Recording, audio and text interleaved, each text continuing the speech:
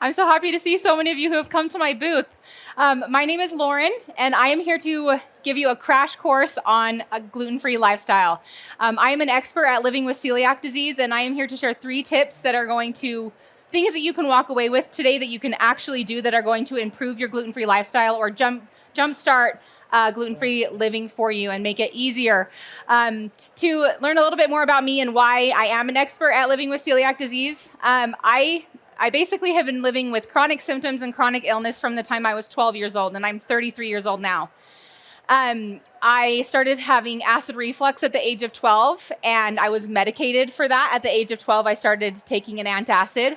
I suffered from headaches, and basically my mom and dad were just like, Lauren's always just our sick kid. I've always been the sick kid. I've always had health problems, and no doctor has ever thought, let's find the root cause of what's going on. So for years and years, I was masking all of my symptoms with drugs just to try to live a normal life. And that led me to develop lots of other health problems. I was having some chronic illness issues. I had multiple surgeries in my esophagus due to basically my esophagus being damaged from all the acid reflux that I had had for over a decade before I found my celiac disease. And I was masking my migraines. Eventually, I found a doctor who wanted to do an esophagus surgery for me. I did it. It was a very invasive surgery, and I was able to get off my antacid, but I still was having health problems. I was having skin issues. I was having eczema on my elbows, my forearms, my fingers, my shins, and I was so uncomfortable all the time, but still just masking all my symptoms with medication.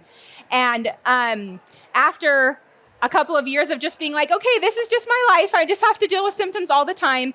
I remember specifically because me and my husband were going to a late night showing, and I went into Sprouts and I got a small loaf of cornbread because that was like my favorite little thing from Sprouts. And that was the last gluten that I ever ate. That night I was in such severe pain. I ended up going into the emergency room, and they're like, we need to do a scope.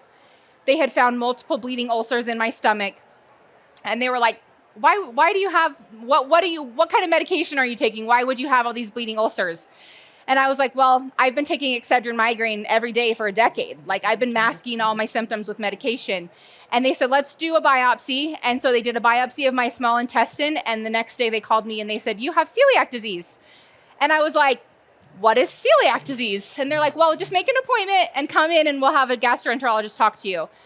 So unfortunately, like most people's experience, they go to a doctor's office, the doctor gives them a pamphlet, and they send them on their way.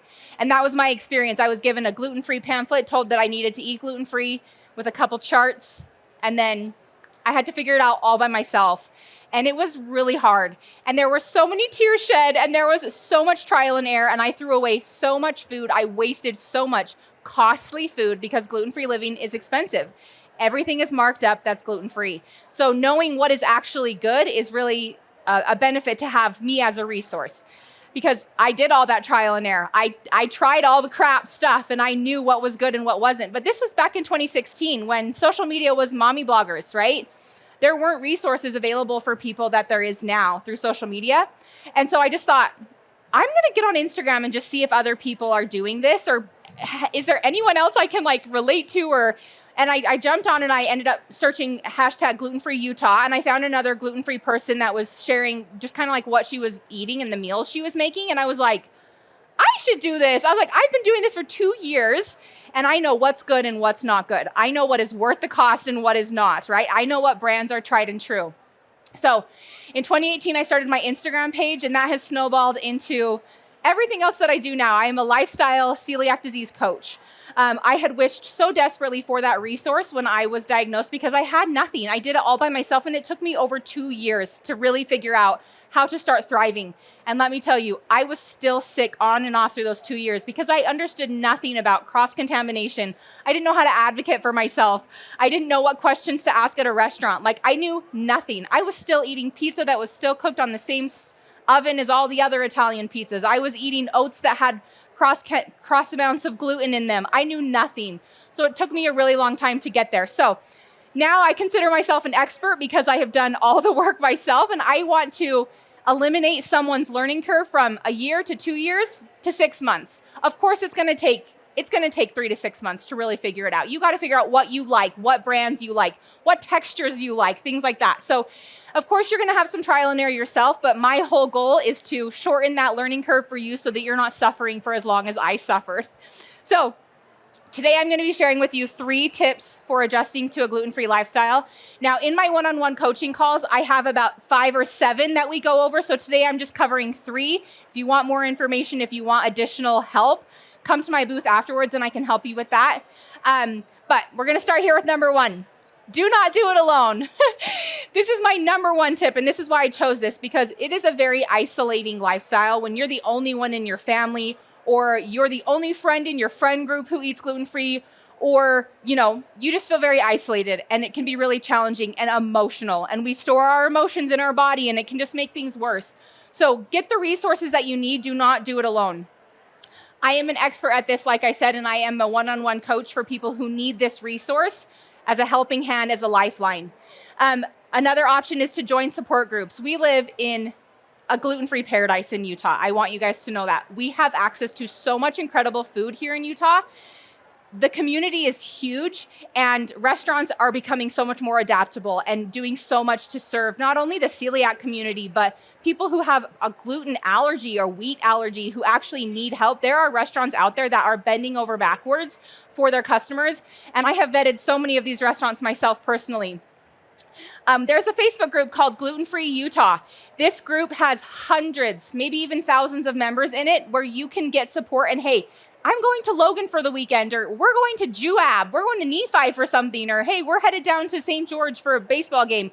This Facebook page can be so helpful to get support and to just find out where you can eat, and also maybe connect with somebody who actually might live 2 blocks away from you who also eats gluten-free, right?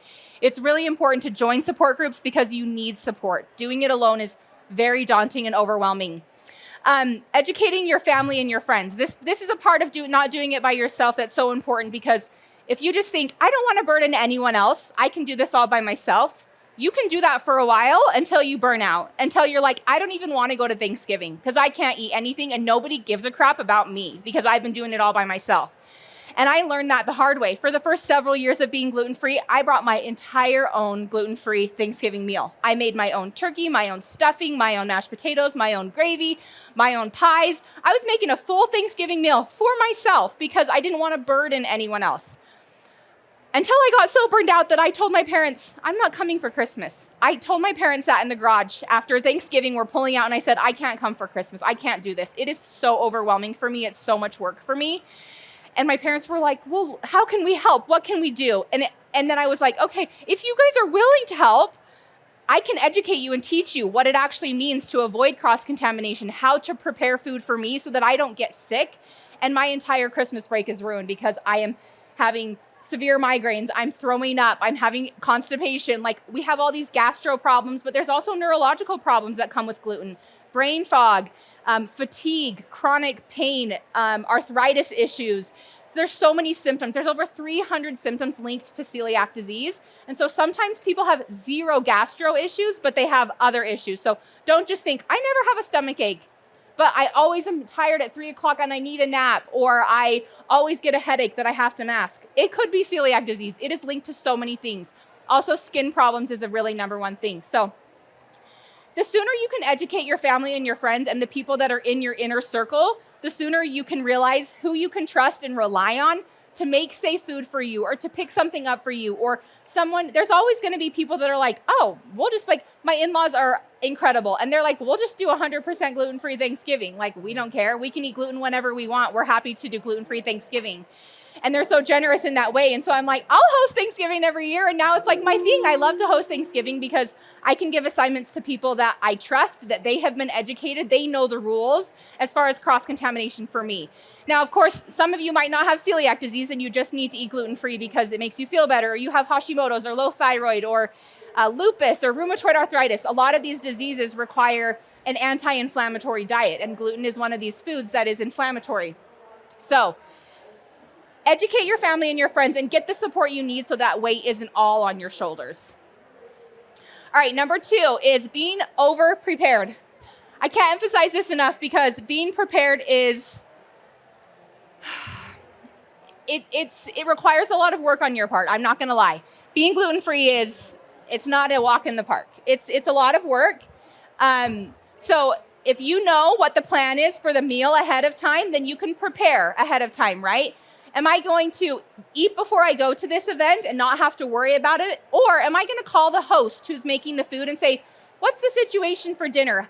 What are you planning on making? Let's say they're planning on making a certain meal that you go, all that needs is one tweak to make it gluten-free. Can I give you a recipe that you could use instead? And then I could actually eat when I come to your house for family dinner or things like that. So it's always an option to eat beforehand, but it's always an option too to stand up for yourself, advocate for your needs, and ask whoever is hosting, what are you making? How can I help? How can we make some tweaks so that everyone can eat safely? For me, I'm the only person in my family who's gluten-free, so it's just me. And sometimes I never want this to happen, but I'm like, if one of my siblings was diagnosed with this would make my life so much easier. But always having a plan, knowing what your plan is beforehand, and if that's bringing food or if that's eating afterwards, or sometimes it's just accepting, I'm not gonna eat anything, but I love these people and I wanna be with them, so I'm going to go knowing I can't eat anything, and I'm okay with that. And I'm okay to just be with the people that I love and spend time with them. I've had a hard time learning this lesson. This has been something hard for me that I'm like, okay, sometimes it's not all about me. And sometimes it's just, I'm here to spend time with the people that I love. And sometimes I'm pleasantly surprised by somebody who said, I brought this gluten-free, or I picked this up at a gluten-free bakery, or I grabbed this so that you could have something. My angel sister-in-law is here in the crowd today, and she has, none of her kids are gluten-free, but she always makes sure that I have gluten-free cake at her children's birthday parties. Like, she goes above and beyond. So be that family member if you know someone who's gluten-free that goes out of their way to make sure someone feels included, because it can be a very isolating lifestyle to eat gluten-free all by yourself. Okay, so know your game plan beforehand, before an event or a meal. Have a backup plan. Another example of having a backup plan is when you're on vacation. What am I gonna eat on vacation? Where can I go? You have to do your due diligence. You have to research beforehand. You have to kind of have a food itinerary going into a vacation. So last year we went to Hawaii, and I had already planned all the places that we were planning on eating and all the activities that we were planning on doing. And we had just finished doing like the Waimea Canyon Trail in Kauai. And I was so hungry, and I had chosen this restaurant that I had found on an app that I use to find gluten-free restaurants. And we get down out of the canyon and we get to the restaurant, and I'm so hungry. I also have type 1 diabetes, so my blood sugar was low. And I was like, I need lunch. I'm so excited to eat this meal. We show up. Due to a family emergency, that we are closed for the rest of the day. So now here I am, stuck. All I have is a Chomp's beef stick and like a kid's applesauce. And we have like an hour to get to the next city. So I'm like, okay, so I was prepared, but I didn't have a backup plan. Like, certain things are gonna happen where you're like, okay, that restaurant didn't pan out, or I ended up going into that restaurant and they're like, we definitely, like, there's lots of cross-contamination. We wouldn't recommend eating here. Okay, what's my backup plan? So just always being prepared and knowing what your plan is so that you don't end up hangry, in a bad mood, and feeling like depressed, right? We want to feel like we've done our part and we've done everything that we can to make sure that we get safe food as well. So always be over-prepared. All right, the third thing that is a huge, incredible resource for people is social media. Instagram, Facebook, TikTok. There are so many wonderful apps out there that can help you live a gluten-free lifestyle and literally have so much joy and fulfillment even though you're eating a gluten-free diet. I promise you there's so much incredible food out there for us. I gotta check the time. I didn't set. Okay, we're good.